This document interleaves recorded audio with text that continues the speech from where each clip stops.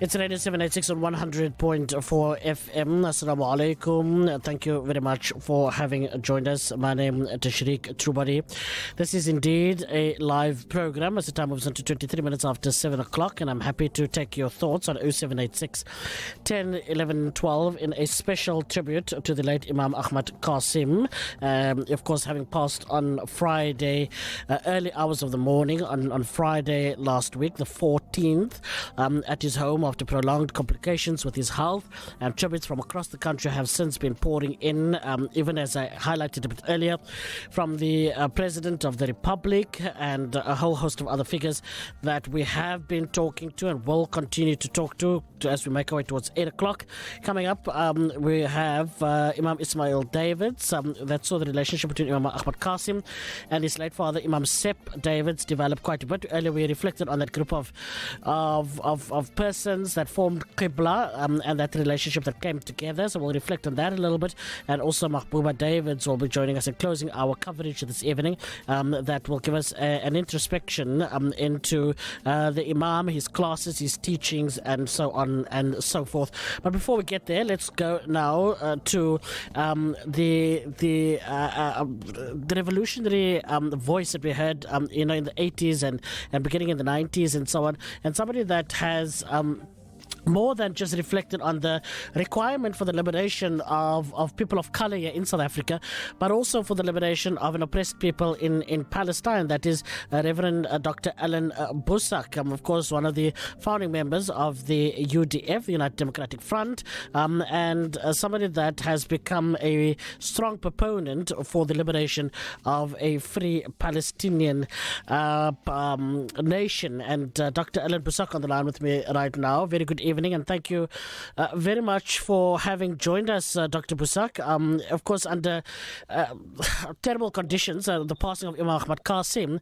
But I want to just start by exchanging some notes on how your activism, was also somehow potentially, I suppose, in part influenced by the voices of people like Imam Ahmed Cassiem in not just ideologizing the problem, but also looking at practical solutions to begin to unravel the oppression that was once found in South Africa and found on a much more broader and larger scale in Palestine. Good evening. Good evening, Tashriq, and thank you so much for this opportunity, and good evening to all of your listeners. And what is your sense about that? Somebody like yourself and Ahmed Cassiem that were both victims of an apartheid system, but can recognize that there's a people just across the ocean from us that is, oppressed not just in equal measure, but to a much greater detail. Yes, absolutely. But beyond the issues of oppression and struggle for liberation and the ideals for what a truly open and democratic and inclusive society should be, there was, of course, always that those are the things that bonded us together. But beyond that, there was always the question of Palestine. And of course, Palestine was always in the mind of South African liberation fighters for a very long time. We could not imagine our own struggle for freedom being separated from the struggle for freedom of the Palestinian people. They, since 1945 and the Nakba, then, and the ongoing tragedy of the occupation and the way that the Israeli government has been treated, a truly criminal situation that we are looking at. And those are the things that bound us together. But for me, although we have had that almost in theory, knowing that this is a common struggle. In 1984, I think, was the first time that I was in Lebanon, and I invited by the churches there, and I visited Shatila camp, and I must say, for me, Tashriq, that was the absolute turning point on the Palestinian question. I've always said to South Africans two major things. South Africans must not go around thinking that as bad as our oppression was, that we are the only people in the world being so oppressed. And the second thing, that in many, many ways, and now so many years later, 35, 40 years almost later, one can say that the oppression that the Palestinians are going through in many, many ways are much worse than that kind of oppression that Black South Africans have experienced. And so for me, I've said to people in South Africa and everywhere, if you want to test the integrity of a person's faith witness and the integrity of their political work, then you must look at the way they judge the Palestinian issue. And for me, that is the litmus test of what makes of us a people faithful to our faith, a people true to our political ideals. If you are wrong on the Palestinian question, then you cannot be right on almost any other thing. And so for me, that was the thing. And that was, of course, one of the things that bonded me with Imam Ahmed Cassiem in a way, because he was that kind of man who not just looked at South Africa alone and not just at the African continent, but always saw our struggle as intertwined with the struggle of the Palestinian people. And he was absolutely right in that. And what is your sense from one anti-apartheid fighter to the next, saying the likes of Imam Ahmed Cassiem, so ideologically clear, so vocal, almost uncompromising, almost seemed at times as if though pragmatism wasn't part of the lexicology of the late Imam, whereas, of course, if one takes that, and we reflected a little bit earlier with some other guests about his very strong critique for CODESA and what he felt was the abortion, certainly, of the struggle that has compromised our quality of life as we have it today, one can almost begin to understand why such voices were needed.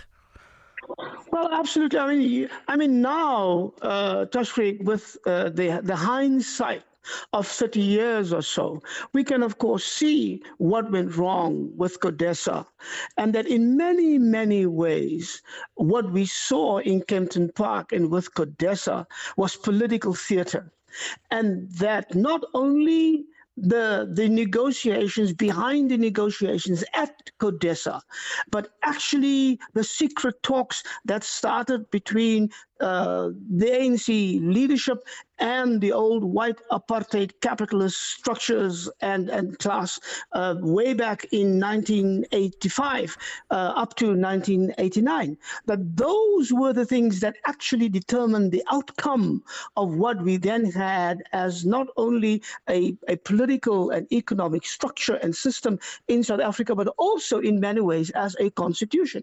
So it shows to me that when we can recognize that now, that Ahmed Cassiem was one of those people who saw immediately that there was something fundamentally wrong. And he was not afraid to say it, even though many people, even those who might have seen something wrong, kept quiet about it, because the dominant narrative about how good it was, how wonderful it was, we're building the Rainbow Nation and all of that, that dominant narrative was so strong. It took somebody, not just with particular kinds of insight and political wisdom, but also with courage to say the things that he said. Now, I know that some people said, yeah, but he did not see the practical issues, and I hear the criticism. But I think he sensed that there are some things that one must compromise on to get from one step to the other without losing sight of the end goal and without letting go of any of the means to get to that end goal. But there's a difference between a compromise for the sake of getting to the end goal of our liberation pure and simple, but making compromise for other by issues that you hide from the people. And I think what Imam Ahmed Cassiem sensed was that there was a double agenda here. There was one agenda for a few people in the know who knew what was going on and who were part of a secret talks about what the future of South Africa would be. And then the open agenda that were held to South Africa's public as the necessary compromises and conversations to get to a moment in freedom where we should get power. And that is why I agree with him. We moved towards 1994 and to find ourselves in a situation where freedom was not real. The power that we were given was not real because it was a power that was given. The power that we won was actually compromised, pawned, so to speak, taken to a pawn shop for something of lesser value. And that is what he sensed, and that is what he talked about. And that is why on that particular issue, in many circles, he was not popular, but he was absolutely right. I must say that. And people must understand that. Thank you very much for your very thoughtful remarks, Dr. Ellen Busak. They are talking on the life of Imam Ahmed Cassiem, reflecting on his in the latter part when we looked at the very strong critique that the Imam gave for the aborted struggle, as often he had labelled it. And of course, we also spoke there about Palestine not just being quite ideologically clear about the necessity to call for the liberation of Palestine, but also how that extended to Kashmir and how it extended to oppressed people the world over, which is why Imam Ahmed Cassiem is often, as I've heard over the last couple of days, seen as the main actor that sort of gave root to Quds Day, for instance, here in South Africa and in Cape Town, where there is such a strong presence. We continue our coverage on the late Imam Ahmed Cassiem, and standing by with me very shortly will be Imam Ismail Davids, also Magboeba Davids, in studio with me, that will take us towards 8 o'clock. You're listening to a special tribute this evening being hosted by myself, Tashriq Trubadi, on the late Imam Ahmed Cassiem. Zionism is 1,000 times worse than apartheid. So we are not so much interested in the similarities, but in the dissimilarities. In all the years that we were under the colonial rulers from 1652 until the apartheid regime took power in 1948, we have never ever had an African township bombed with F-16 fighters. We have never had massacres on the scale that have taken place in occupied Palestine. And when I say occupied Palestine, I mean the entirety of Israel that was established in 1947, and also the subsequent conquest, 1967, and the expansion, taking away of East Jerusalem, the West Bank, etc. It is definitely worse because none of the Afrikaners in South Africa ever believed that God gave them that land. Whereas the Zionists are saying that the only title deeds they have to the land of Palestine is the Bible. Those are some of his views, looking at the historical, oppression of Palestine, and contrasting, of course, with his views on South Africa and how there was the aborted struggle at Kodesa and elsewhere, and piecing certainly all of that together, bringing you the ideological thinking of the late Imam Ahmed Cassiem, who, by the way, wasn't always just a serious guy. I mean, we heard earlier, fundamentally, he was quite clear about what was the necessities. But as we heard there, music was something that quite loved, and I want to talk a little bit about that a bit later in the program. But for now, let's go to Imam Ismail Davids, that saw the relationship between Imam Ahmed Cassiem and his late father, Imam Sep Davids, develop quite a bit, to the point where we saw the establishment of a Qibla and, of course, an alternate movement of Muslim leaders and a Muslim community that was quite clear in resisting oppression in all of its different forms. Imam Ismail Davids, Assalamu alaikum. وعليكم السلام ورحمة الله وبركاته. حياة شريك. Alhamdulillah. Of course, a sense of melancholy, I suppose, that we're all feeling at the moment after the passing of somebody that was quite demonstrative of a strong, cogent voice in the Muslim community, and one that was meant to be giving leadership direction for where the Muslim community could find itself and also where it would be working towards. Most definitely, one feels it. Alhamdulillah, we ask Allah to grant him Jannah, inshallah ta'ala, for his efforts and, the trials he went through and so forth, and all the people that he influenced. Alhamdulillah, that alone should be a great sadaqatul jariyah for him, inshallah ta'ala.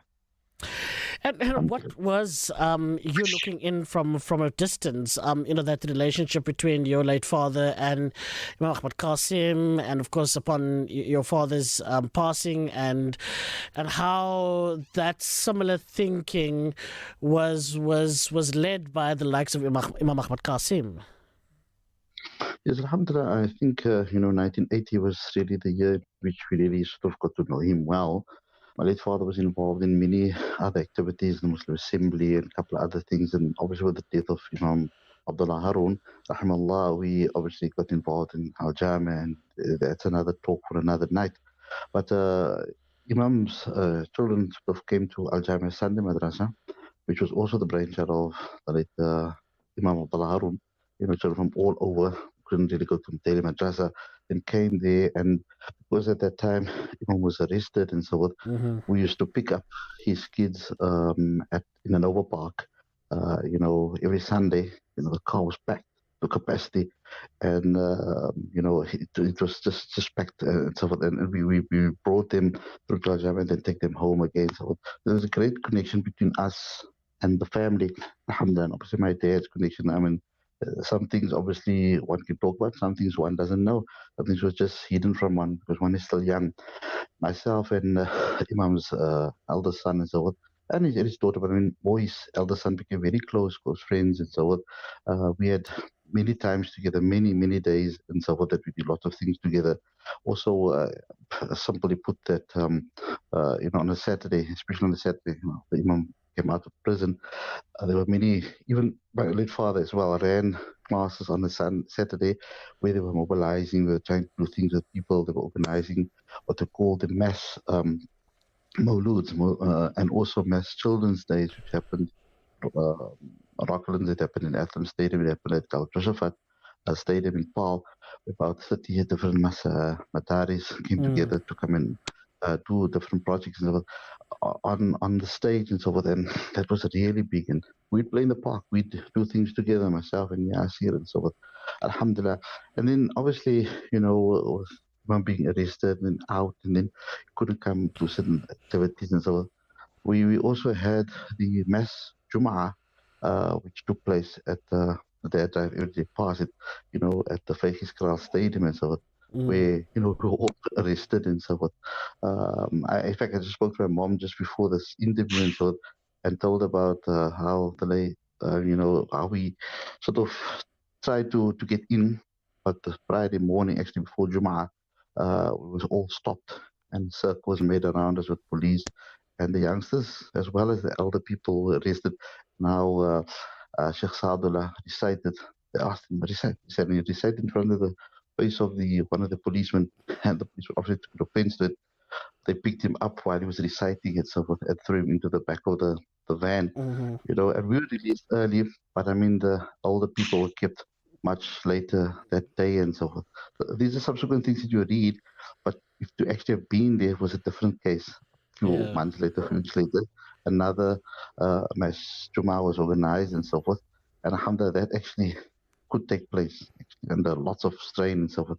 So there were a couple of things that one was physically involved in, all the projects and all the things, and one is young, so one doesn't really know of everything that happens with the bigger or the older people, but with the meetings and those things and those, certain occasions and certain circumstances, which things obviously are hidden from children. Like, I mean, every day also one drives past in Magboeba Davids with the late Brother Dowd Parker lived and so forth. I mean, these were unbelievable things that one actually experienced oneself, the cars and the tickets that one had on a Thursday evening there. And then one would go through the next section of the house, and that's actually where most of the things actually sort of took place in a sense. So alhamdulillah, in that way, one felt as if it was, maybe hidden and stuff like that. And so, Yeah. but one never really felt like it was against, your religion. It was actually for your religion. It was actually a good thing. It was actually what you were meant to be, what Allah subhanahu wa ta'ala wants from you. And even as youngsters, we were told about these things. Never, of course, never always told about things which actually made sense. And I mean, if one looks at, if I can just throw around names and so on, Brother Hanif Sayyid, for example, Brother Dawud Parker, Allah grant him both Jannah, inshallah ta'ala. Rilwan Kleinstein, Sheikh Saadullah, I mean, he used to come pick me up and so on. Unbelievable stories that have to talk about him, Brother Yusuf Patel, Brother Aziz, Brother Nazir Kaiden, so what, Brother Omar, Tilawa Commandant, in fact, I got him in the week and so forth. Yes, and we spoke about things gone by. Brother Mustafa, Qasim Christians, Imam Harun's son as well, his brother-in-law, Yasin Muhammad, and so forth, and Qasim Khan. A couple of people over time who obviously left, came to the scene again, did other things, and so got involved with their own lives. But these are the people that maybe my mind slips me, maybe I'm forgetful, maybe I'm not mentioning everybody who might be saying, I was also involved there. But alhamdulillah, to Allah's grace, these were people who played a massive role in my own life, my own development, and encouraged me in so many things, alhamdulillah. That one is very thankful for them, alhamdulillah. And I can imagine certainly what the loss means to you and to the rest of the family. And so we say shukran very much for sharing those very short words with us. It is immensely appreciated. Thank you very much for joining us this evening, Imam Ismail Davids. Somebody that was a youngster in the cog of all of this, dear makachet of fighting an apartheid oppressive system. But in the process, there are very vivid memories that piece together the memories of people like Imam Ahmed Cassiem and the role that he had played in the leadership of what was called then the movement. 16 minutes before 8 o'clock, it is Radio 786 on 100.4 FM. A tribute to Imam Ahmed Cassiem at the moment. And joining me for this last segment of our coverage is Sister Magboeba Davids, for the PRO for the Islamic Unity Convention. Sister Magboeba Davids has had a very long road as well with Imam Ahmed Cassiem, having attended his very many classes on humanology, which I'm quite keen to talk to her about very, very shortly. On top of, beginning to be the voice of the sort of messaging that Imam Ahmed Cassiem had wanted for it to be it through the Islamic Unity Convention or through Qibla or whatever, that sort of teachings and how that came to make itself in the broader discourse of Islam and Muslims in the Cape. And I want to, just before I go to Sister Magboeba, talk a little bit about I found this very interesting essay that talks about Imam Ahmed Cassiem having emphasized that Islam as a revolutionary system provided for Muslims and for everyone else in South Africa, a comprehensive analysis and a definition of the problems in Azania, a blueprint of and for an ideal, a just order, a very specific and a dynamic method of struggle. And then, of course, it talks about the logo of Qibla and how it appeared both in Arabic and English. And, of course, it read, "Let those who fight in the cause of Allah, who sell the life of this world for the hereafter to him, who fighteth in the cause of Allah, whether he or she is slain or gets a victory soon, shall we give him or her a reward of great value." This very specific verse was quoted with direct reference to the death, of course, of Imam Abdullah Haroon and the martyrdom of Imam Abdullah Haroon. And so the concept of martyrdom, and I think Imam always used to say, every day is a good day to die.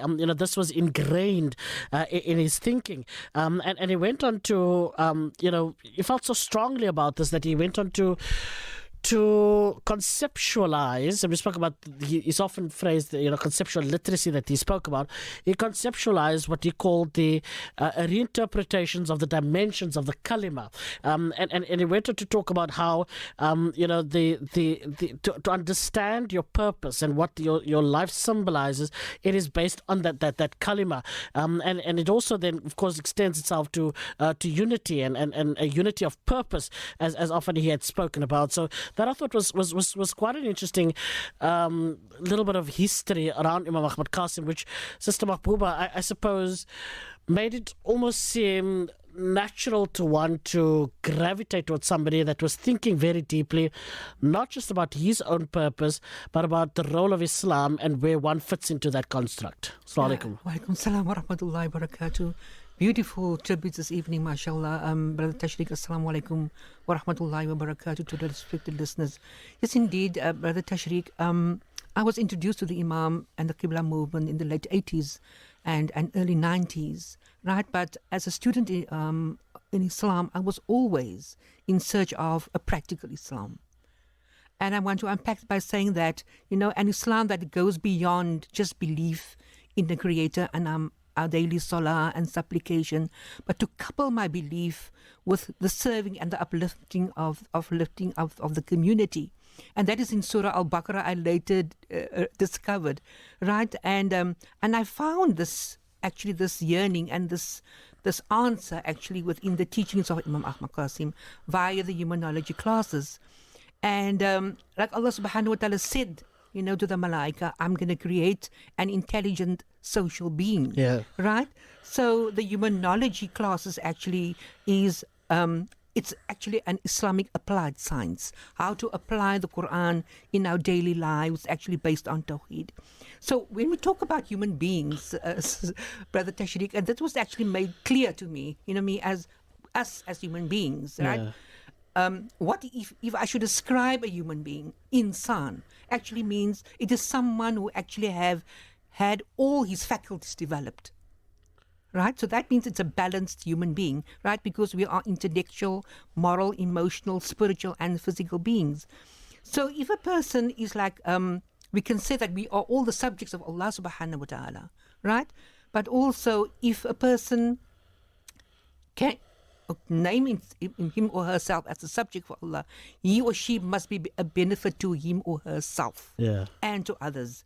So, and he also taught us actually to enter into seeking of knowledge with sincerity.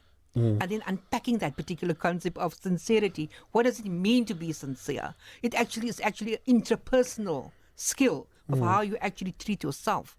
So this is the way the prophets actually entered into the frame or the realm of knowledge or the seeking of knowledge, and also always taught us that our strongest weapon is to be truthful and to be honest and to be sincere. And alhamdulillah, and also again I'm so glad that Professor Harun actually mentioned the conceptual literacy or illiteracy that we experience in this particular part of the world. It's a big concern because this is what the Imam actually instilled in his students, and that is to become conceptually literate, and also the concept of leadership, which is actually very, very crucial. And I'm quoting here from a piece that he wrote in the year 2006, where he says, "We can therefore say that leadership in Islam depends on the fact that whoever forms part of that leadership must be one of us, must be the best of us, and they must be the most of us. Also, they must be the most sincere, they must be the most knowledgeable, and the most fearless.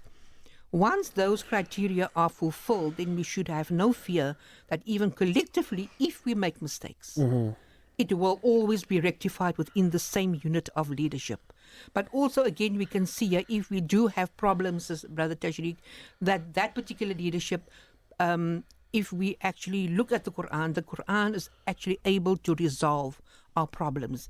So he taught us about conflict resolution. He taught us about problems are all man-made. All problems that we have are man-made problems. So you either have like your problems either attitudinal, or your problems actually factual, or your problems actually conceptual, right? So he used to break down these concepts for his students, and also he taught us how to think.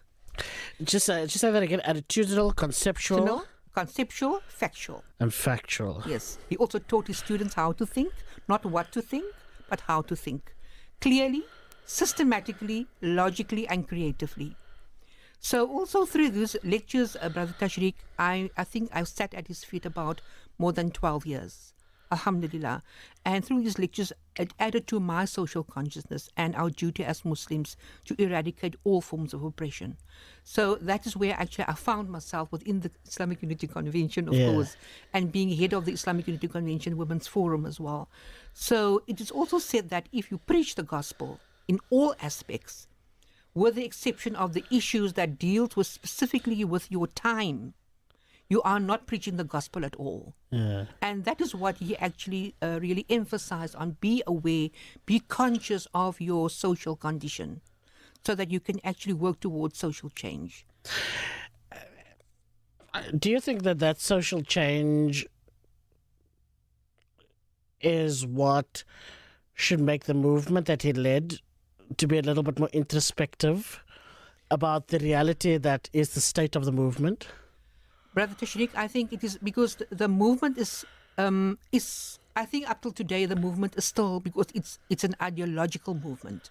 So that means it's for all people and all times. You see, so that is the reason why I actually joined the Qibla movement, because our problems are we need to think locally, but also act locally and think globally. So this is all that what I've learned also, just in a nutshell.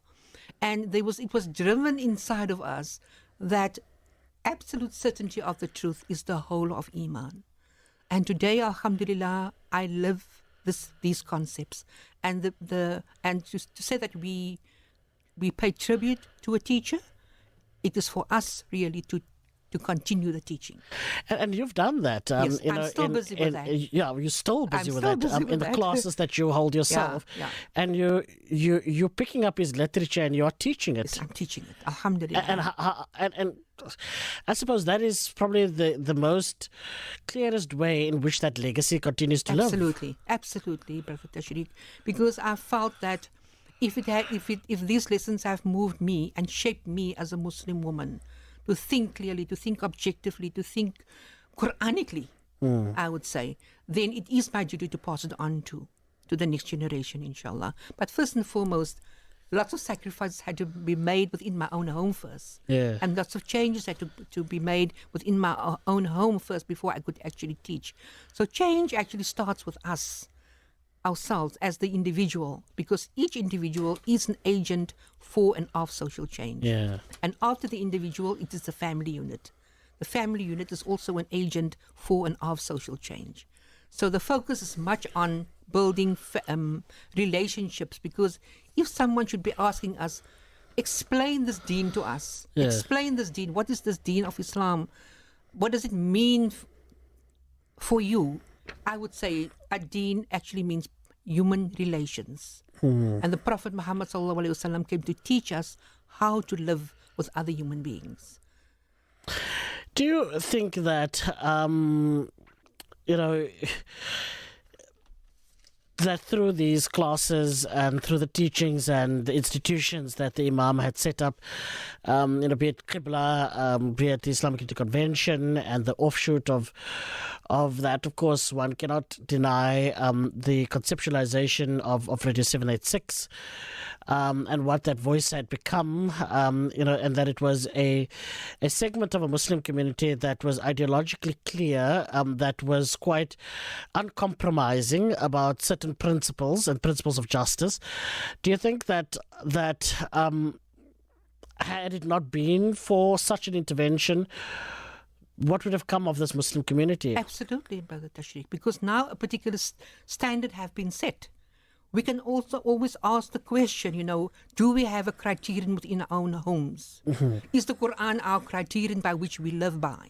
Yeah. You understand what I mean? But through the Qibla movement and through the Islamic Unity Convention, that's why I actually joined the movement, to be part of this noble cause for Muslims to be united as, being a farad first and foremost. Yeah. And now even we could see actually also the vision of the leadership at the time, where they could see, as we were moving into the new dispensation of democracy or secular democracy, that it was a need for such a body to be formed, for Muslims to speak with one particular voice, because we know that this secular democracy actually legalizes everything that is immoral. Yeah. So, yeah.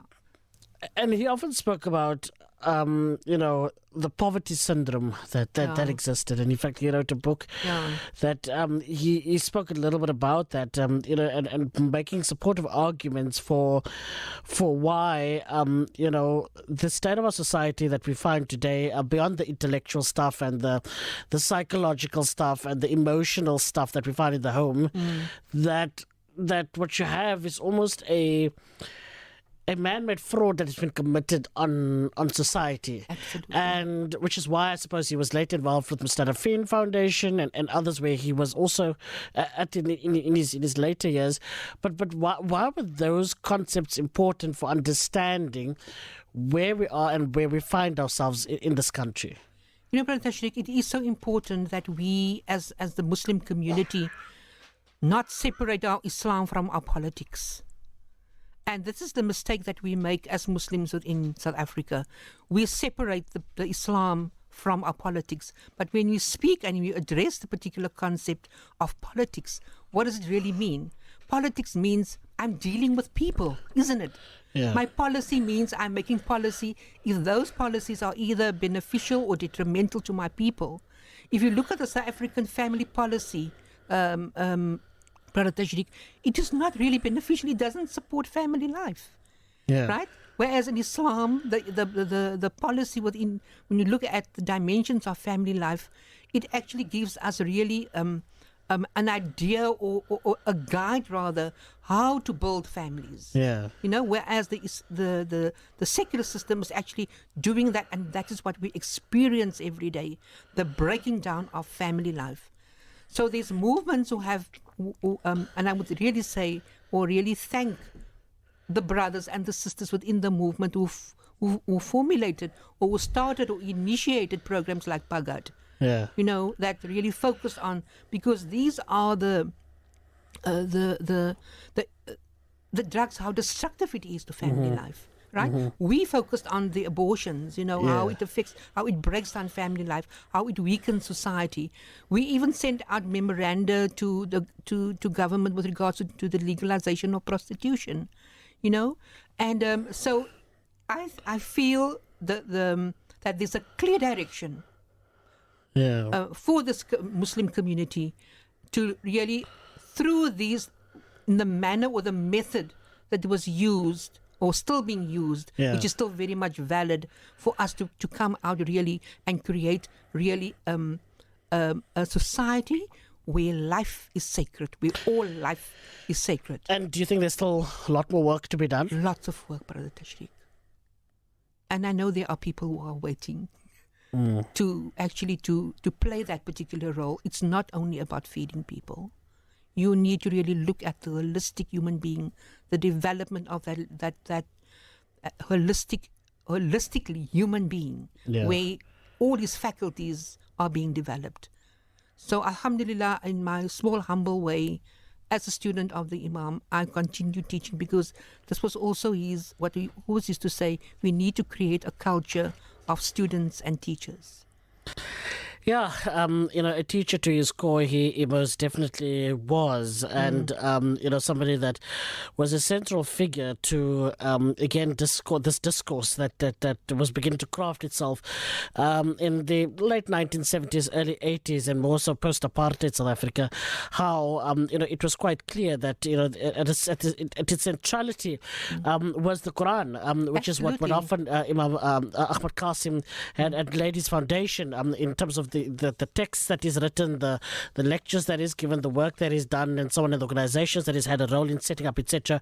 And we can only pray, that there will be a continuation of that good work, and inshallah that Allah grant him a high place in Jannah, forgive him for his shortcomings, and certainly, let it hope that it spurs us on as a community to come back to those ideals and those teachings that, of course, the Imam had espoused. Any last remarks on your side? I just want to pay my condolences to the family, Brother Tashriq, all the members in the movement, whether it be the Qibla or in the Islamic Unity Convention, wherever they find themselves, or from the humanology classes. I really appeal to them to use the knowledge that or to apply the knowledge that he has shared with us, right? And that he, every Monday night was really a commitment that we all made, really, to attend those humanology classes. And it is so crucial for us, really, if we really say we respect and honor a teacher, it's actually crucial for us to continue, and to work towards a just social order. And the simple method that the Prophet Muhammad ﷺ used was, the prophets were sent, as we know, to change a dissocial order to a just social order. Yeah. And social ills were identified. Ayatul Quran was revealed. Ayatul Quran understood. Ayatul Quran implemented. Social ill resolved. So inshallah. Very, very profound. Yeah. Thank you very much, Sister Magboeba, for coming for having me, Brother Tashriq. For coming through this evening for a live tribute to the late Imam Ahmed Cassiem. We have had a number of speakers or guests that have joined us. Sheikh Saadullah Khan was on the program a bit earlier, including Auntie Mardia Isaacs, where I have a cup of tea waiting for me. Hanif Hendricks was on the program as well. Professor Muhammad Haroon was on the program a bit earlier, including Dr. Alan Busak. We had Imam Ismail Davids, and of course concluding there with Sister Magboeba Davids. There were some other voices like Dr. Sats Cooper that also we had to record because he's on a flight to Guatemala at the moment, but we will maybe try and bring that for you later in the week because we of course out of time, so we're going to have to wrap it up there.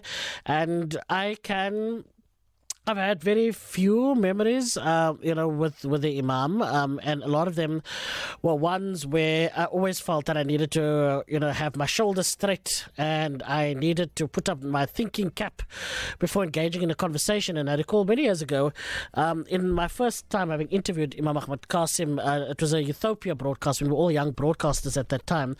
I was preparing for a Saturday afternoon chat room program, and I was going to interview this this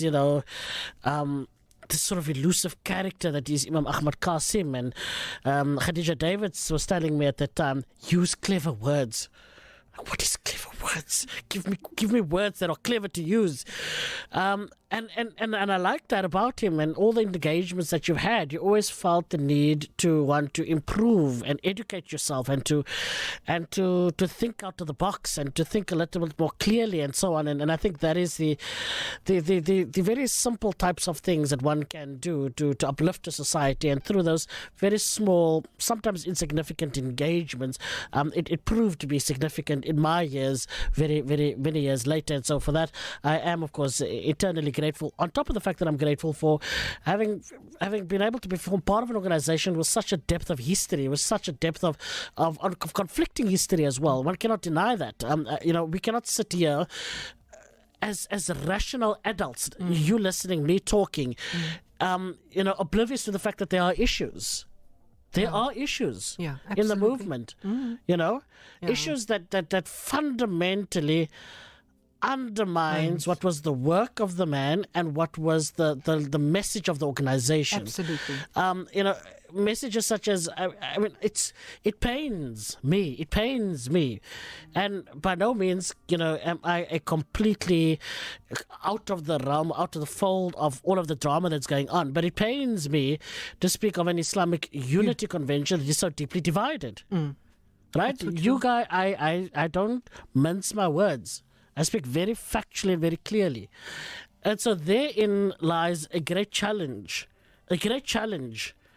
for all persons on either spectrum, or either side of the spectrum, not just to recommit to the legacy of Imam Ahmed Cassiem, but to recommit to that which he had committed to, and that is the fundamental basis, and which is the Quran. Absolutely. And so I truly hope that somewhere in all of this quagmire of just unnecessary drama sometimes, that we can find the ability to gravitate towards the Quran and Quranic principles, find ourselves in the process, of course underpinned by truth and justice and all of those things that the Imam stood for, and that we can take an ode out of his book and say, let's fix things that require fixing. Absolutely, Brother Tashriq. I fully agree. It says here in his words, Brother Tashriq, in closing, Islam is for all human beings. Islam doesn't grow stronger or weaker. It is the Muslim community that grows stronger or weaker depending on how serious they are about the deen, the way of life ordained by Allah subhanahu wa ta'ala for the whole of mankind. For the whole of mankind. And on that note, thank you very much. There's a couple of messages that came in. Revolutionary, true Mujahid, a speaker for the oppressed, unlike salads like Mandela of the ANC today. Malak granted him a high abode in Jannah. Malak granted him a highest place in Jannah. He was indeed a true and genuine revolutionary and a selfless warrior, second to none, not only for the struggle but also for Islam, leaving behind a marvelous legacy. Allah reward him for that. Hambakatle, Allahu Akbar says that one there.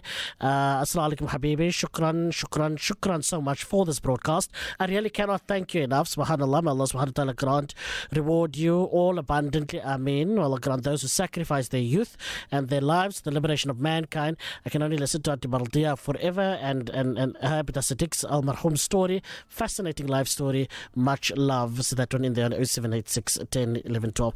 On that note, I pray that our little bit of an effort, our genuine effort, because I know there may be some that may think otherwise, but our genuine effort was to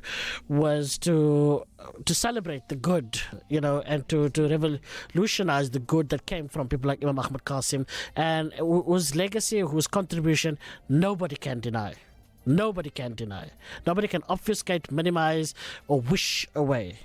And for that, we are adult and mature enough to recognize that in spite of whatever, that we can all come together and say, Hamba Katle, may Allah reward him for his efforts, may Allah, forgive him for his shortcomings, may Allah strengthen the unity of his family, may Allah grant the family lots of barakah, lots of khair, lots of, patience during this time.